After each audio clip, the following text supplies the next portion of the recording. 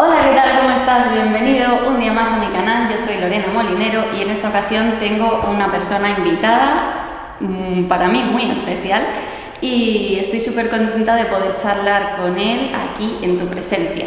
Él es Pedro Arce y bueno, viene a contarnos un montón de cosas porque él es experto en todo el tema del Ayurveda, de temas energías, yoga y demás, entiende bastante, entonces creo que puede ser un buen aporte para vosotros y también para mí, obviamente a nivel egoísta, siempre ya sabéis que mis invitados son así, que a mí me vengan bien también. Entonces, bueno, pues bienvenido Pedro aquí a mi pequeño espacio virtual. Muy bien.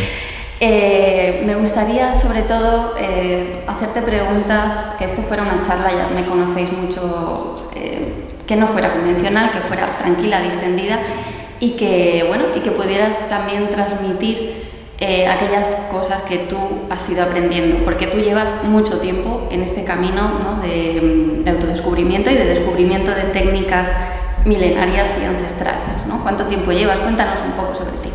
Pues yo empecé a trabajar con el cuerpo cuando tenía 6 años. Empecé en las artes marciales, pues a mí me gustaban ver películas y tal, y dije a mi padre, papá, apúntame a judo y a karate y a todo eso. Y entonces yo empecé a practicar en un antiguo gimnasio en un pueblo y la sensación que tuve cuando empecé pues fue de entrar en un sitio sagrado. Me acuerdo que me puse el kimono, entré ahí en el dojo, saludé y la siguiente sensación que tengo es que se había acabado la clase. Entonces, pues con 6 años.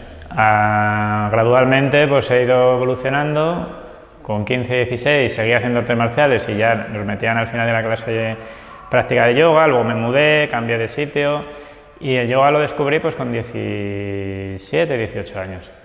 Muy precoz realmente, porque con esas edades Sí, ahora, hoy por hoy, no sí, se suele tener acceso a no ser sí. que tu padre o tu madre, porque tenían algún tipo de... Que va, mis padres no tienen nada que ver. De hecho, es al contrario. Ellos tienen una forma de pensar muy tradicional al estilo español. O sea, no son nada orientalistas ni creen en nada relacionado con el cuerpo. Para ellos, de hecho, el cuerpo es una cosa vasta. Es mucho más interesante lo que es el cultivo intelectual de conceptos, ¿no? Lo que es el estudio. Así Sí, que, bueno, es muy típico eso, vaya. Sí, fue... ¿Cómo llegó el yoga? Porque es muy joven. A través de las artes marciales, porque el sensei con el que yo practicaba, él viajaba a India regularmente y daba masterclass de karate y él estaba muy interesado en el yoga también. Y entonces él estaba en contacto con un maestro en India y después de los entrenamientos de karate y de full contact y tal, pues nos quedábamos para estirar, porque el yoga siempre ofrece beneficios y a los practicantes nos atraen esos beneficios. En este caso, al que a mí me interesaba era sobre todo la elasticidad y luego descubrí que me daba mucha sensación de bienestar al finalizar las sesiones. Entonces, me acuerdo una vez en concreto que salí del entrenamiento, había hecho primero lucha y después yoga, y me acuerdo que salí del gimnasio y una sensación en el pecho de amplitud, era ya de noche, era en verano, y la sensación fue, esto lo quiero en mi vida. Y así fue como me enamoré. Luego descubrí que el yoga tenía más que recompensas meramente físicas y entonces un poco más adelante, por supuesto, pues me empecé a interesar por otros ámbitos en el yoga. Y bueno, eso ha sido mis comienzos, a través de las artes marciales, el yoga. Yo desde mi punto de vista y desde mi comprensión creo que hay muchísimas similitudes y cuando he estudiado Ayurveda y especialmente las técnicas de marmoterapia, masaje y Kalari, que es el arte marcial proveniente de India, pues me doy cuenta de la enorme conexión que hay entre el yoga y las artes marciales, de cualquier tipo. En Asia es algo muy normal esa comprensión, tanto en India como en China como en Japón. El mundo del masaje, el mundo de la sanación, el mundo de las artes marciales y el mundo del crecimiento espiritual. Son packs que van unidos, no hay tanta diferencia como aquí. Sí, aquí es que tendemos a segmentar todo, ¿no? Es como, o haces una cosa o haces otra, pero claro, no hay esa fusión. Claro. De hecho, los grandes maestros a nivel energético, para el estudio de los puntos, que en Ayurveda se llaman marmas, provienen la mayor parte o bien del yoga o bien de las artes marciales, pero preferiblemente las artes marciales. El yoga, gestión de los puntos conmigo mismo, y en las artes marciales y el masaje, gestión de los puntos de mí con otra persona. En las artes marciales para dañar, en las artes del masaje para sanar, pero la comprensión es la misma. Yo utilizo diferentes energías, diferentes impactos o caricias o estímulos para relacionarme energéticamente con la otra persona. Qué bueno.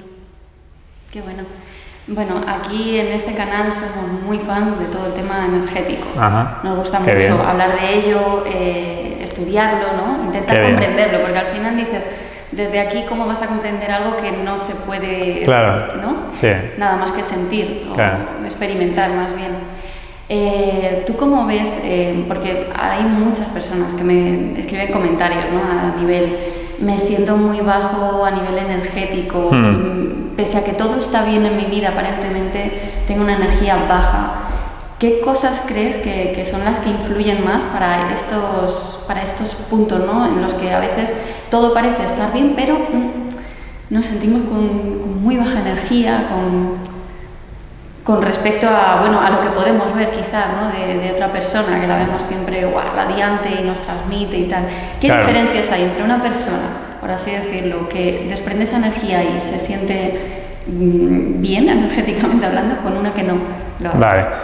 La energía no deja de ser una manifestación del ser humano, entonces hay muchos factores que influyen en cómo fluye o cómo se manifiesta la energía. El primero es el corporal, pero no solamente es el único, o sea, habría que estudiar cómo se relaciona con su cuerpo, también cómo se relaciona con la alimentación, y es también súper importante cómo se relaciona con sus emociones y con los pensamientos, porque una cosa que acabas de decir en tu definición es que esa persona piensa que todo está bien, pero una cosa que no está bien es su aporte energético, entonces eso ya es una sintomatología de que algo no funciona. Para darnos cuenta de que algo, nuestras emociones o nuestra forma de entender las cosas no funciona, normalmente nos cuesta muchísimo a través de la propia mente ver el problema que tiene la mente. Entonces, que haya un problema energético ya nos está dando índice de que hay algo en la mente o en la forma en la que yo entiendo las cosas o mis relaciones o cómo yo me sitúo en el mundo, que a lo mejor me está drenando mucha energía. Normalmente las relaciones personales, y personales son de uno mismo con los demás y de uno mismo consigo mismo, son las fuentes de mayor drenaje energético. Sí, hay mucho, ¿no? Se tiene muy entendido eso de es una persona tóxica, me chupa la energía, claro, porque a uno mismo también puede resultar. Claro. Lo que pasa es que, claro, yo digo, joder, parece que todo está bien. Bueno, pues en ese parece que todo está bien, si estoy con baja energía, parece que todo no está bien. Habría que cambiar un poco la óptica, abrir más la mente o bajar un poquito expectativas y entrar un poco en el... ¿Cómo decir? Un poco de humildad, ¿no? Decir, pues parece que no todo está tan bien como yo pensaba, ¿no? Porque lo primero que hacemos es, no, todo está bien. Parece que si realmente tengo baja energía o tengo problemas de salud, parece ser que no todo está bien, que algo habrá que revisar. Todo depende del grado de sufrimiento que una persona sea capaz de soportar. Hay gente que es capaz de llegar a grados de sufrimiento que los dejan en una cama. Totalmente. Si tú estás dispuesto a sufrir, en vez de rendirte, pues ese es el grado de sufrimiento que tú eres capaz de soportar. Qué bueno.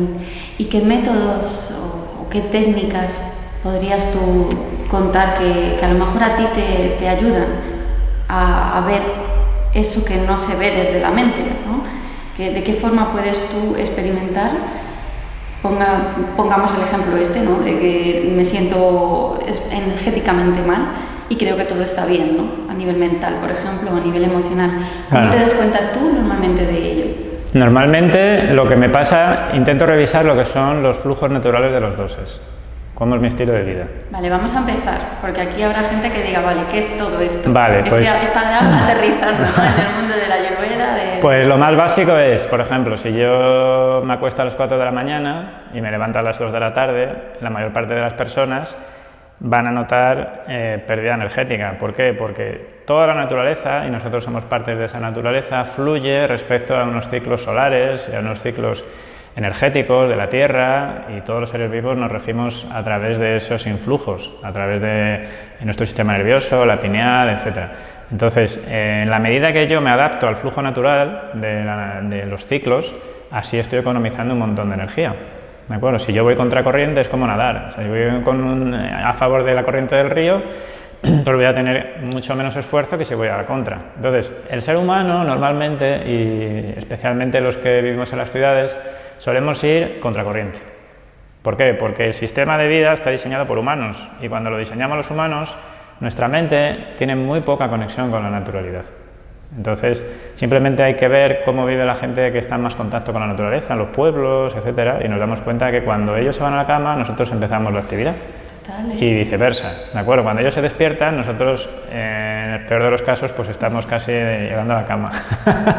Entonces, eso, por ejemplo, es un drenaje bestial, ¿de acuerdo? El tema del descanso, ¿no? El tema descanso, el tema de la alimentación, por supuesto. O sea, nosotros cuando vamos a un supermercado, suponemos que todo lo que habita como producto en el supermercado es saludable para nosotros. Sin embargo, cuando intentamos profundizar en qué llevan realmente esos alimentos, nos damos cuenta que la industria alimenticia no está preocupada en alimentarnos, sino simplemente en que consumamos. Entonces nos damos cuenta de la calidad de las grasas, de la calidad de los hidratos de carbono, y entonces ahí descubrimos otra fuente muy importante de pérdida energética, porque el combustible que utilizamos en nuestro fuego, en nuestra digestión, en nuestro control energético, es muy deficitario. Entonces genera escoria. Toda combustión, si el combustible no es adecuado, se generan subproductos de desecho. Y esos subproductos de desecho en el cuerpo se acumulan, y en esa acumulación se produce debilitamiento. Eso es otra fuente de drenaje energético. Y luego podríamos seguir pues, en el plano mental y emocional, pues igual. También podríamos hacer un estudio, ¿no? De con qué personas me relaciono, por qué me relaciono, ¿es necesario estrictamente que me relacione con ellos o no? Por ejemplo, ¿no? Ese tipo de preguntas a mí me dan mucha información las redes sociales, por ejemplo. Las redes sociales hoy en día es una de las fuentes de mayor desgaste energético que existen. Antiguamente los yogis y los médicos y los sabios ayurvédicos no tenían ese tipo de problemas, tenían otros, a lo mejor la higiene de las personas, las basuras en las ciudades, en los pueblos, las ratas, no sé, otro tipo de epidemias. Hoy en día muchos de los problemas que tenemos son totalmente tecnológicos y adaptados a nuestro tiempo, pero no dejan de ser problemas gravísimos, gravísimos. Yo lo vivo en mí mismo, cómo tengo que ponerme barreras, ponerme límites, porque la facilidad para entrar en ciclos adictivos con este tipo de tendencias digitales, etcétera, es bestial. Totalmente. Entonces, eso, por ejemplo, es una fuente muy grande de pérdida energética. Entonces, si empezamos a sumar todo esto, nos damos cuenta de que todo en sí mismo es un intercambio energético. Entonces, si no hacemos un paralelismo con el dinero, tengo que saber cuánto quiero invertir y cuánto recibo, cuánto quiero invertir, cuánto recibo, y así con todo. De ahí que si gasto más de lo que tengo, me empobrezco. Si energéticamente yo gasto más de lo que tengo, me empobrezco. ¿Y hay formas de ganar energía? Hombre, claro. La práctica de yoga, por ejemplo. ¿Práctica de yoga más? La meditación, por ejemplo. Meditación. El altruismo, dedicarme a otras personas de forma desinteresada, por ejemplo. Cuando digo de forma desinteresada, es desinteresada. De todo.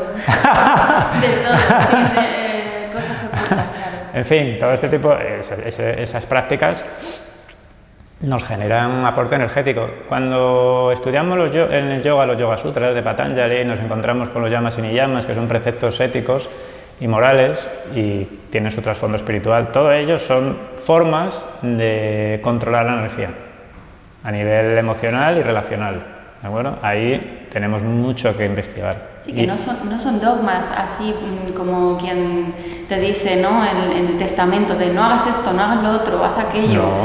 No. Tienen una concepción errónea también de los yamas y niyamas. Nosotros tenemos libertad. Exacto. Tenemos tanta libertad como nos otorga el karma. Claro. Que es ninguna. Lo que pasa es que nosotros pensamos que lo tenemos. Claro. ¿Te das cuenta?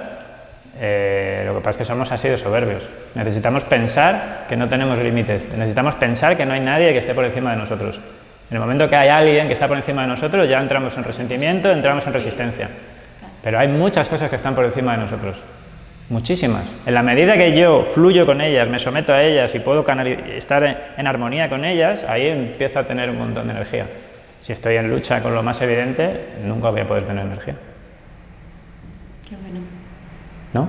Muy bueno, totalmente. Entonces, el karma es lo que me va a dictaminar la efectividad y la intensidad de los yamas y niyamas. ¿Qué? ¿Hasta qué punto tengo que mentir para darme cuenta que la mentira está dañando mi vida? Uf. ¿Verdad? ¿Verdad? Te crees toda la película y te sumerges ahí en una realidad totalmente construida de lo que, bueno, de tus deseos y tus expectativas. Claro, o el principio de coger lo que no es mío. Es que no tenemos nada. Partiendo de la base de que no tenemos nada, cogemos todo lo que no es nuestro. Por eso te digo, ¿hasta qué punto yo puedo entender que coger lo que no es mío puede dañarme? Hasta que sufra las garras de las consecuencias. Pues si no, al final no me voy a rendir, no voy a aceptar, ni voy a tener la humildad suficiente para decir, pues voy a revisarlo porque realmente me está haciendo daño. Y ahora entra el ciclo adictivo y el problema, ¿yo realmente quiero no sufrir? ¿O es que no puedo dejar de sufrir? Buena pregunta. Eso es lo que debo preguntarme. Entonces, antes de saber si quiero tener un control energético, tengo que saber, ¿estoy dispuesto a no sufrir? ¿Estoy dispuesto a la salud? ¿Estoy dispuesto a sentirme bien? Porque cuando escarbo me doy cuenta que la mayor parte de nosotros en realidad no queremos sentirnos bien. Porque eso conlleva mucha responsabilidad. Ya no me puedo victimizar, ya no puedo echar las culpas a los demás. Totalmente. Entonces son preguntas muy profundas que tienen respuestas muy abiertas. Muy abiertas. Y en el yoga, la práctica profunda de yoga, desde todos los ángulos, nos ofrece respuestas maravillosas. Pero más que respuestas, nos ofrece prácticas para llegar a la respuesta después de muchos años de práctica. Claro, sí, yo siento, por lo menos en mi caso, como practicante de yoga físico, ¿vale? Porque yo meditar sí he meditado muchos años, pero me pasa que encuentro cada vez más preguntas. O sea, al final no hay ninguna respuesta, sino que se convierten en más preguntas y más preguntas. Y yo no sé si llega a ser un vicio, porque se puede convertir al final también, ¿no? Porque dices, vale, estoy dispuesto, como dices, ¿no? Estoy dispuesto a responsabilizarme, quiero liberarme realmente de ese sufrimiento innecesario que me tiene, en cierto modo, encadenado. Y al final también como que te enganchas a esa misma búsqueda, ¿no? Yo no sé si es del todo a veces saludable, ¿no? El sentirnos ahí con tanta necesidad de respuesta, cuando en realidad no hay nada que responder, o no hay tanto que responder como creemos. No hay tanto que responder, lo que hay es cantidad de vivir en plenitud. Si necesito las preguntas para vivir en plenitud, bienvenidas sean. Si las preguntas lo que me están generando es zozobra, son preguntas inadecuadas, no van en la dirección adecuada. El problema no son las preguntas, el problema es el grado de serenidad que me otorgan las preguntas. Porque las preguntas realmente no tienen respuesta, la mayoría. Cuando hablamos en preguntas sobre la identidad de la materia, sobre cómo yo me relaciono con la materia, cuál es el sentido de mi vida, cuál es el sentido de mi existencia, en realidad no hay preguntas, o sea, no hay respuestas estereotipadas, o no debería haberlas. Claro. La movida el asunto es, esas preguntas, esa búsqueda a través de las preguntas, ¿me genera la aceptación y la serenidad suficiente para poder llevar mis días con plenitud? ¿O me están generando un hueso delante de un perro y lo único que me están dando es inestabilidad? Esa es la pregunta. Muy bueno. Muy bueno. Y volviendo un poco también a todo el tema de lo que haces, lo que te dedicas. Porque dices, jolín, también hay que valer, ¿no? Para ponerse al servicio de los demás, como dices, ¿no? Sí. Es una forma también de poder nutrir, de poder nutrirte, como dices, ¿no? A través de los masajes, a través de la enseñanza, por ejemplo, en tu caso. Eso, ¿de dónde procede? O sea, ¿por qué no lo utilizas para ti y ya está? Quiero decir, no sé, es una pregunta un poco extraña quizás. ¿Por qué te das a los demás? ¿Por qué aprendes, por ejemplo, eso, ¿no? A relacionarte con la energía y lo utilizas para...? Te voy a dar una contestación que igual te sorprende. A ver. Por egoísmo. Por egoísmo. ¿Sabes por qué? Porque un día descubrí que es lo mejor para mí. El canalizar aquello que me ha sido dado y el poder utilizarlo y transmitirlo a otras personas, eso hace mucho bien en mí. Lo comparto. ¿De acuerdo? Entonces, yo no me metí en estos temas por hobby, me metí en estos temas por necesidad. Entonces yo iba buscando, y sigo aún buscando muchas de esas respuestas que estábamos hablando antes. Las pocas conclusiones que he conseguido a mí me han cambiado la vida. Entonces, en base a eso también descubro que compartiéndolas se hacen más profundas en mí. Todo profesor que tiene que metabolizar las cosas para poder transmitirlas, realmente necesita una gestión interna mucho más auténtica, tanto a nivel conceptual como a nivel vivencial. Entonces, en mi caso, yo lo utilizo porque me ayuda a seguir profundizando con mi práctica.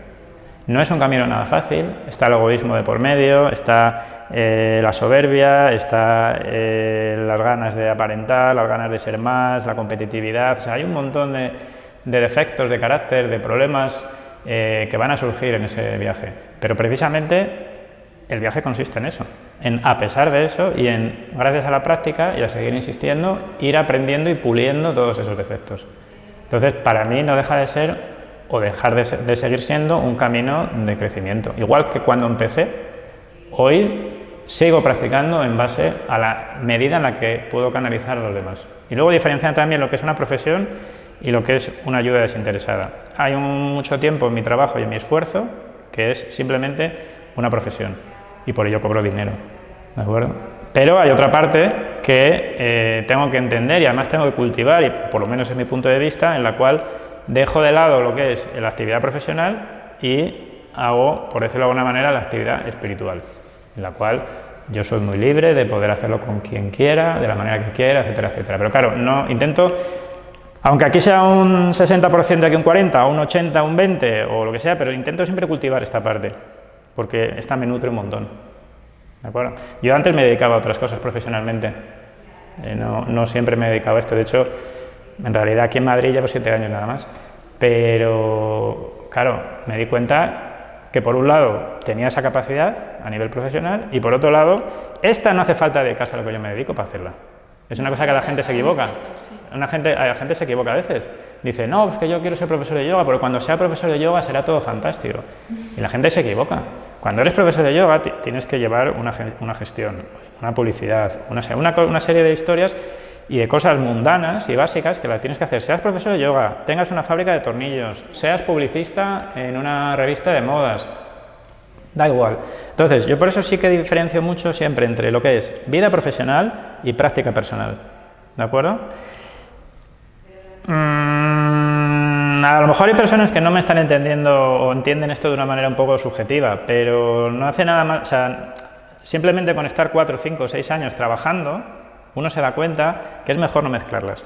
Y mezclarlas generan una serie de trastornos y de desequilibrios internos bastante intensos. Eso es otra fuente de pérdida de energía. Totalmente. Para los que hacen yoga, por ejemplo. Me gusta y agradezco mucho tu honestidad porque es un tema que yo creo que nos atañe a muchos y que está muy bien exponerlo tal cual como es, desde luego. Hablando ya, pues eso, ¿no? De que por un lado tienes lo profesional y por otro tu práctica, que por supuesto creo que es vital en el porcentaje que quieras repartirlo, pero es vital. Me gustaría también que nos transmitieras, porque bueno, mucha gente que ve este canal, que pasa por aquí, tiene mucho potencial, ¿no? Tiene esa necesidad también de entrega, también esa búsqueda interior, ¿no? De querer aprender para sí mismo de forma egoísta, como me pasa a mí personalmente, de decir, joder, pues yo quiero, ¿no? Trascender muchas cosas, quiero conocerme más, quiero quitarme capa, quiero soltar. Creo que tienes un curso online para cualquier persona de todas partes del mundo que pueden comenzar a meterse, a introducirse en el mundo de la Ayurveda, ¿no? Para sí mismo y luego para con otros, ¿no? Sí. Cuéntanos un poco qué es este curso, cómo se llama y qué hay, qué puedes aprender en él. Vale, bueno, este curso se grabó hace 3 años en lo que fueron las clases regulares de la formación que tenemos aquí en la escuela de Ayurveda. El curso, en realidad, el presencial son 2 años, ¿de acuerdo? Este es el primer año, en el cual pues, se desarrolla un poquito la filosofía de la Ayurveda, una introducción histórica, lo que es toda la teoría de la Ayurveda, las gunas, los dosas, los subdosas, los dhatus, en fin, terminología ayurvédica para comprender un poco el funcionamiento energético del cuerpo a nivel de tejidos, etc. Y luego tiene una introducción a la parte de nutrición, que lo da Gemma Romero, que es codirectora conmigo de la escuela. Y luego todo el estudio de masaje, de Avianga, Champi, masaje de la cabeza, masaje facial, marmaterapia. Y en el curso también viene una introducción al análisis diagnóstico por lengua y Shirodhara, que es la técnica de relajación y meditación de Ayurveda, que es un chorro que va por aquí, por varios mármoles de la frente. Tengo unas ganas. Sí, es muy guay, la gente le encanta. Entonces lo grabamos todo y lo he editado ahora en esta cuarentena, porque lo teníamos pendiente desde hace tiempo y nunca encontrábamos el momento. Perfecto. Y intenté convertir, ¿no?, lo que dicen por ahí, la crisis en una oportunidad.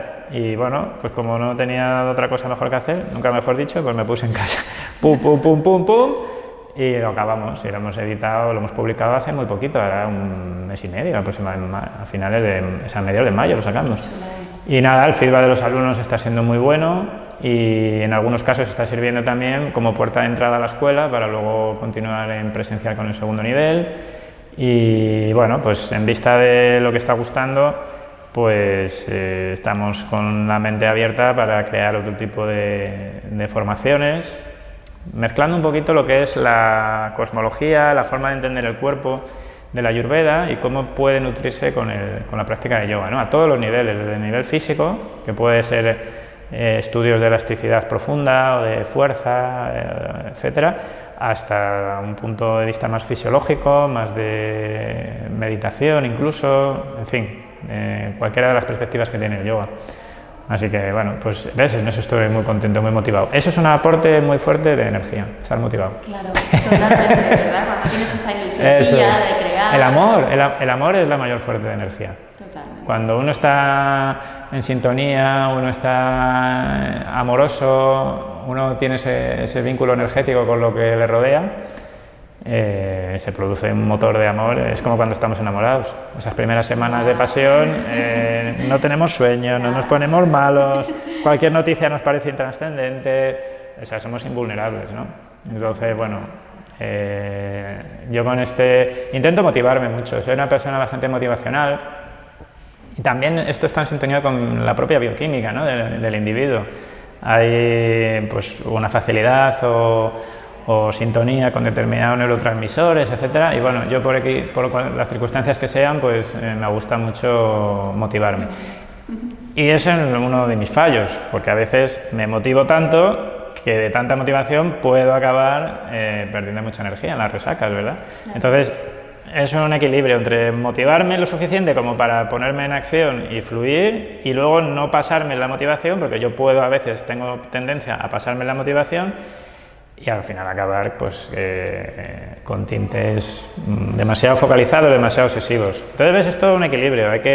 Habrá personas que tengan problemas para motivarse, entonces ya su reto es simplemente motivarse. En mi caso, yo me motivo con bastante facilidad por mi constitución. Yo creo que tú también vas por ahí. Me siento muy identificada con tus palabras, es como si estuvieras hablando. Claro. Entonces, bueno, hay que tener un poco de moderación, ¿no? Brahmacharya, tener un poquito de contención, porque sabemos que cuanto mayor es el estímulo, mayor la subida, luego mayor la bajada. Entonces, la zanahoria es suficiente para caminar, pero tampoco para despeñarnos. Entonces, ¿ves?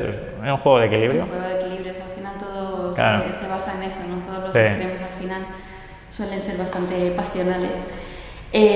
Bueno, ha hablado Pedro del tema de la presencial, de las cosas presenciales, no lo he dicho, pero él es el director de AIYA, que es el Instituto de Yoga y Ayurveda aquí en Madrid, ¿vale? Para si me escucháis desde cualquier parte de España, os súper recomiendo que vengáis, porque es un espacio maravilloso y que, bueno, que todo lo que se ofrece pues tiene mucho valor.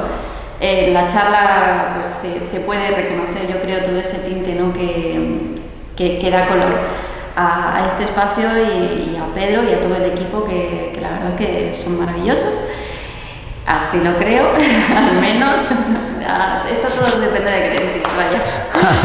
Y bueno, nada, comentaros que voy a dejar por aquí en un enlacito y por aquí abajo el enlace a la página para que podáis ver todas las formaciones online, incluyendo esta que hemos hablado, que se llama Asesor Integral en Ayurveda.